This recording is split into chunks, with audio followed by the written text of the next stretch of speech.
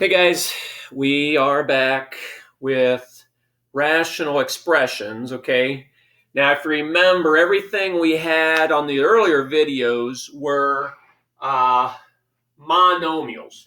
Basically, there was no pluses or minuses in there. There's positives and negatives, but in between, like we didn't have a plus or minus. Like, guys, this is a binomial. Okay, that's a monomial. So when things are all side by side with multiplying, so like 3x squared, y6, z2, which we had, stuff like that. That was still a monomial. That's all one term because they're all side by side with multiplying. But when you get into pluses and minuses in between with binomials, or on the next video, we're actually going to get into trinomials, that complicates what you're allowed to reduce. Okay, which means, guys, I cannot just, because this is a binomial, I can't just say 3 goes into 6, even though it does. I can't take one part of the binomial, one term, and cancel it with the other side of the fraction. So what I actually need to do is factor something out that they have in common, and then that factor that's out in front can cancel. Okay. Now, guys, we did this back in first semester. I know it's been a little while. We take out what they both have in common. So, guys, on the binomials or trinomials, you have to factor them. Then see what cancels. Okay, so again, 3 and 9, they both have 3 in common. Okay, this should kind of come back to you. Remember, we take out in front what they both have in common. So 3 divides out of 3 and leaves the x. 3 divides out of 9, 3 divides away into the 9 and leaves another 3. So remember, I called this undistribute because, look, if I distributed this back out, I would go back to this, 3x minus 9. So undistribute is take out what they have in common.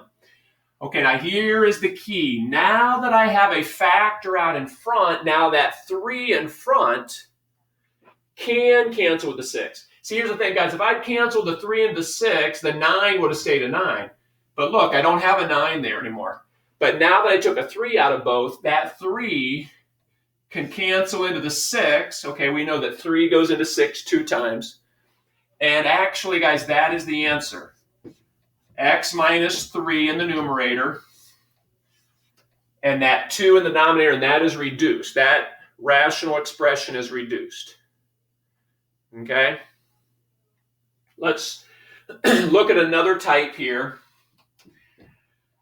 Okay, again, now what's different here? I've got a binomial and a binomial. Now again, you cannot just start, like 4 goes into 20, but that you're not allowed to just take part of that binomial into that, and I can't just take that x into that x. You have to actually have either factors that cancel, or when you're talking about 2 binomials, the binomials have to match. So guys, I need to be able to match some binomial to cancel. Now here's what's nice. Okay, x plus 4 can't factor, but 5 and 20 have something in common, that undistribute. Obviously 5 goes into 20, so 5 can be factored out of both of these. So I'm going to undistribute that 5. 5 away from 5x leaves the x. 5 divided out of 20 leaves a 4. And, ooh, look at this, guys.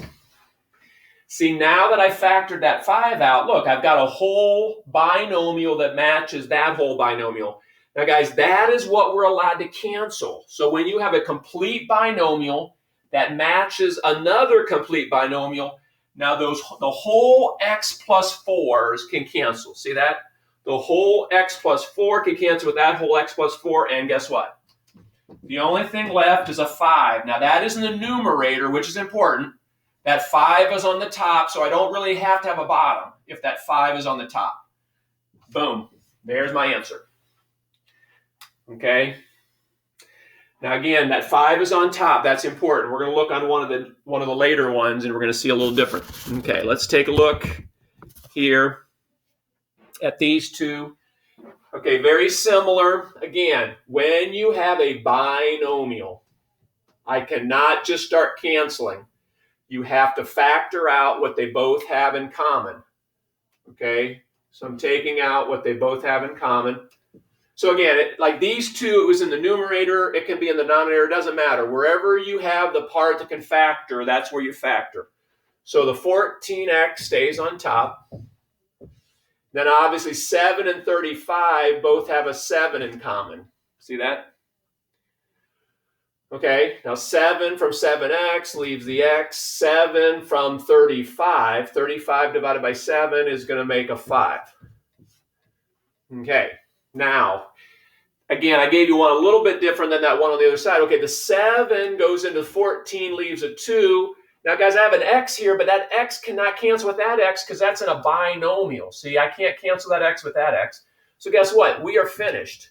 So the numerator is left with a 2 and an x, and the denominator is left with this binomial. Now, again, since there's no other part, I can drop that parentheses. I mean, if you left the parentheses, it really wouldn't be wrong, but like on the ACT or something, you're not going to see a parentheses. So the bottom is just x plus 5. And there's your answer. 2x over x plus 5. Again, I cannot cancel that x with that x because that x is part of a binomial. Okay, last one.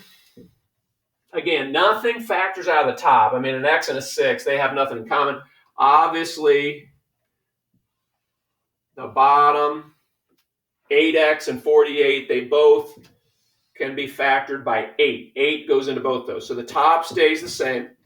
I'm going to factor an 8 out of the bottom.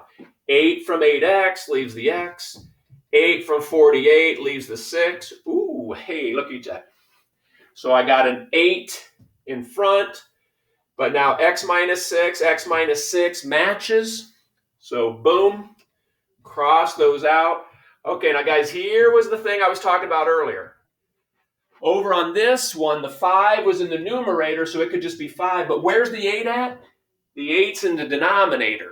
Now, we've done some stuff with this. It just where if I have a number in the denominator, I got to have something on the top. And remember, what are we allowed to put into math that really doesn't change anything is a 1, remember? We put 1s in front of things. We put 1s for exponents. Because remember, 1 really doesn't do any mathematical things to stuff. I mean, when you multiply by 1, divide by 1, exponent of 1 doesn't do anything. So, guys, if your leftover number is in the denominator and the numerator cancels completely, you got to put a 1. If I just write 8, it's kind of like this one where 8 was in the numerator. But if 8's in the denominator, it's got to be over 1. So 1/8, there's my answer. Okay? So again, we're going to do the next video. We're just going to step this up a little bit. But, okay, here's your 2 problems for homework. Okay, so 4x minus 36 over 12x, and then x plus 8 over 2x plus 16. Okay, so again, I know these are a little challenging to write into the post in the journal. Just fractions are weird, but do the best you can. I mean, as long as you're trying to type it in the best you can, I'll be able to see what you're typing, okay? So just enter your answers into the journal, and I'll check those, okay? See you next time, guys. Okay, go Lady Griffs. We'll see you on the next video. Bye.